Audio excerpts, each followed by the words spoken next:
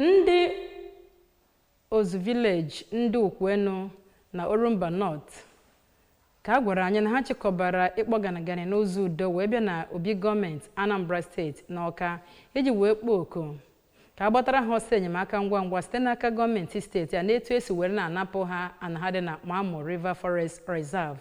nakwa etu esi were na-emebisi ihe dịgasị iche iche ha kọrọ n'ugbo nakwa ebe ha na-akọ ugbo nakwa ihe ndị ọzọ bara uru site n'aka ndị anya enyo na ọ bụ ndị na-eji amazụrụ ana abụghị nke ha. Onye ọla bụ Emela Okonkwo kọrọ akụkọ a mee ka amata na ndị a na-akpọ ganagana bụ ndị ahụrụ ka ha bugasị akwụkwọ edere ihe dịgasị iche iche dịka Maazị Gọvanọ biko gbatara anyị ọsọ enyemaka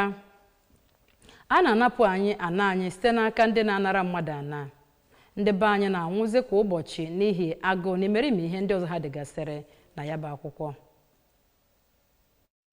General nke Ndiukwuenu bụ Maazị Okoli kwuru na ya bụ obodo agagokọsara kọmishọna na-ahụ maka ala na steeti a nsogbu ha ma kwue na ụzọ onye ha n'oge ahụ adabaghị adaba, ebe ọ kpọkuzi Gọvanọ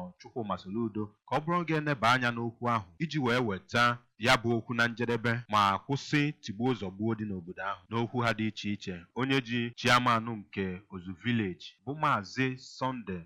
Emela, onye ji ọkwa onye isi ndị ntorobịa n'obodo ahụ bụ Maazị Valentine Obieze, onye ji ọkwa onye isi ụmụ nwaanyị n'obodo ahụ bụ Oriakụ Priscilla Okoli kwupụtara na ndị ahụ were na ha kwatusi ihe niile ha kọrọ n'ubi ma ihe niile dị iche iche dị n'ala ahụ nke na-enye ha ego ma kpọkuo ka gọvanọ steeti a bụrụ onye ga-agbata ha ọsọ enyemaka n'oge na-adịghị anya. N'ikwuchitere gọọmenti Anambra steeti ọnụ ya na ya bụ ihe mmemme, onye ji ọkwa onye ndụmọdụ pụrụ iche nyere gọvanọ steeti a bụ Soludo n'ihe gbasara ihe ndọrọndọrọ ọchịchị bụ Dr. Alex Obiebolu toro nnọọ ya bụ otu maka ịbagide udo na ya bụ njem ngagharị iwe ha mee n'ogige ụlọ ọrụ Anambra steeti ma kwee ha nkwa na gọvanọ Soludo ga-eneba ya bụ okwu anya ma weta nsogbu ahụ dị n'obodo ahụ na njedebe. Site n'obi gọọmenti dị n'Awka, abụ m Emmanuel Okonkwo.